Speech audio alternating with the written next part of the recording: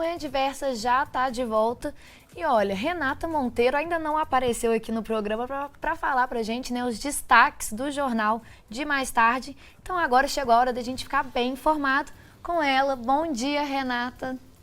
Oi, Roberta, bom dia, Mariana, a todos e a todas que assistem ao Manhã Diversa dessa segunda-feira. Vamos falar sobre combustível. O presidente Jair Bolsonaro, ele disse numa entrevista ao site Poder 360 que nessa semana a Petrobras anunciaria um reajuste, na verdade uma redução no preço do combustível. Seria uma informação interessante, uma notícia boa, mas a Petrobras em seguida lançou uma nota, né, informando que não há nenhuma expectativa de mudanças aí no valor do combustível. E explicou que a estatal, a empresa, ela não faz esse tipo de anúncio de forma antecipada. A Petrobras aproveitou também para falar que continua a monitorar o mercado internacional, né, os preços do mercado. Por quê? Porque o barril do petróleo, né, o valor do barril do petróleo, ele varia de acordo com a cotação internacional, de acordo com o mercado internacional, com a cotação do dólar. Então, quanto mais alto está o dólar, maior fica o preço do combustível, né, o preço do barril de petróleo. Bom, então, resumindo a história, não vai haver reajuste para baixo do valor dos combustíveis, ao contrário do que o presidente Jair Bolsonaro tinha dito, então, em entrevista ao site Poder 360, meninas. E, Renata, temos aí, já sabemos quais vão ser os destaques do Diversa em Rede de hoje? Vamos lá, vamos trazer informações, então, sobre a onda vermelha, que Ouro Preto, gente, ela decretou, né, que entrou na onda vermelha por aumento de casos de Covid-19 lá na cidade. Então, a gente vai trazer informações atualizadas sobre isso e também sobre as chuvas, né, estão castigando Belo Horizonte. Não para de chover em BH, aqui em Juiz de Fora também hoje, né, amanheceu chovendo, mas lá em BH já está chovendo desde final de semana e a gente traz essas informações também atualizadas de lá. Vamos falar também, gente, sobre o início do processo de reconhecimento da comida mineira como patrimônio cultural. E aí os nossos correspondentes vão discutir esse assunto, né? Como que essa iniciativa, né, essa ação pode fomentar a economia na região, como que pode também ajudar, né, a trazer o turismo gastronômico, né, também na Zona da Mata e Campo das Vertentes principalmente, além de toda a região de Minas Gerais, né? Hoje é dia de quadro de esportes, na segunda-feira, como sempre, e a gente vai falar, claro, né, sobre a oficialização do título do Atlético Mineiro, né, porque ontem realmente eles levantaram a taça, né, a gente vai falar sobre isso, e fazer um balanço geral também sobre como foi o Brasileirão 2021. E, por fim, a gente vai trazer também informações sobre os catadores de JF, né, os catadores de papel de Juiz de Fora, que recebem carrinhos de coleta das empresas. E aí os nossos correspondentes vão dizer assim, vão trazer esse assunto, né, e discutir como que está o trabalho desses catadores, se existem regras, porque eles passam pelas vias, né, eles passam pelos transportes, e se existe regra, né, para eles poderem trabalhar também, levando esses carrinhos com os papelões dentro. E aí tudo isso e muito mais, né, esses destaques e muito mais também no jornal Diversa em Rede, que começa às 6 da noite, como todos sabem. Então, convido a todos também para assistirem ao Diversa em Rede mais tarde. Meninas. Renata, muito obrigada. E amanhã, claro, você está de volta com mais notícia para a gente. E a gente continua a nossa entrevista aqui no estúdio sobre abandono de animais com a médica veterinária Neísa Teixeira. Então, vamos seguir com as nossas perguntas. Mais uma vez, muito obrigada pela sua presença, pela presença do Antônio. E eu queria saber se existe algum tipo de animal que é abandonado com mais frequência. Por exemplo, um animal de um certo tamanho, ou de uma certa raça, ou às vezes até de uma espécie, se cachorro é mais abandonado, ou se é gato que é mais abandonado. Como que é isso? Com relação à raça, dentre os cães, existe uma periodicidade. Um tempo, uma raça que era muito abandonada era o pitbull, né? Principalmente porque as pessoas que adquiriam pitbull normalmente eram pessoas mais violentas, de menor poder aquisitivo. Então, na primeira dificuldade ou na primeira mordida, esse cão era abandonado. Depois passou um pouco o pitbull e foi a vez do chow-chow. O chow-chow é uma raça bem complicada, porque ele, quando filhote, parece um ursinho. Então as pessoas têm essa ilusão de que o Chow-Chow é uma coisinha de pelúcia. E não, é uma raça de temperamento forte, né? Não é para qualquer dono. Então isso gerou muito abandono de Chow-Chow também. Agora está voltando a época do Pitbull, do American Bully. Esse tipo de raça com certeza é mais abandonada. Fora o nosso querido vira-lata, né? Existe também, né, um mito aí em relação a pets e a bebês, principalmente com relação a gatos, né?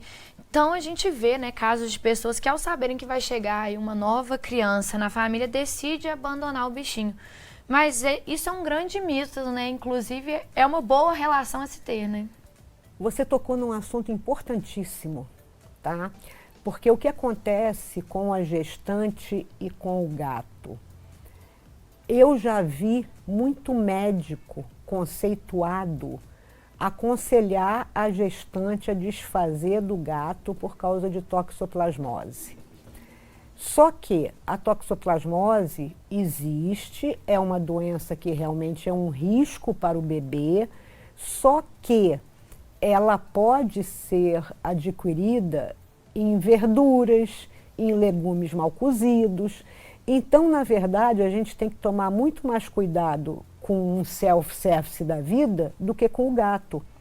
Porque para você adquirir toxoplasmose, o gato precisa estar infectado e você precisa, de alguma forma, ingerir as fezes do gato. Quer dizer, é claro que não é tanto assim, mas, por exemplo, se você for limpar o banheiro do seu gato, pegar com a mão desprotegida nas fezes e não lavar a mão depois e botar a mão na boca, você pode até se contaminar. Mas é uma série de eventos quase que impossível de acontecer. E fácil também de solucionar, né? Sempre usar luva. Verdade. Enfim. E ninguém limpa o banheiro do gato com a mão, você limpa com uma pazinha, né? Então, assim, o gato é considerado grande vilão sem, na verdade, ser. E a minha bronca é com os médicos. Eles tinham que se informar antes de falar, me perdoe, uma asneira dessa. Então fica aí a informação para todo mundo de casa, né? É importante a gente ter essa informação, porque a gente vê tanto bichinho sendo abandonado por causa de desinformação e eles não têm culpa nenhuma, né? Na verdade, eles só querem ser parte dessa família também. Então, continuando, né, também com o nosso assunto dos animais abandonados, né? Que é com relação à castração. Né, um dos grandes problemas do abandono, principalmente dos gatos, né, é Sim. o aumento da população dos animais de rua, porque além deles serem abandonados, eles se reproduzem, né, e isso pode causar uma reprodução desenfreada e aumentar ainda mais o número de animais abandonados nas ruas. É importante haver campanhas de vacinação públicas para minimizar... O que eu falei? Imunização, né? A gente está com vacinação, tô tanto com Covid na cabeça que a gente esquece, né? Campanhas de castração públicas para minimizar esse tipo de problema? Sim, isso é importantíssimo. Na verdade, o que resolve o problema de superpopulação é a castração, né? Graças a Deus a gente tem campanhas importantes, né? A prefeitura vai começar com um castramóvel. Existe uma ONG na cidade que também tem um castramóvel e agora vai ter um só para Juiz de Fora. Então isso é importantíssimo. Eu só queria frisar o seguinte, algumas pessoas procuram castração desesperadamente e acaba que essas vagas não são imediatas. Enquanto que outras até tenham oportunidade, mas não acham importante, não se empenham em levar o animal, em fazer um cadastro, né? Acham mais fácil descartar, infelizmente. Mas a castração é a solução e nisso o Juiz de Fora eu acho que está bem na frente. Que bom.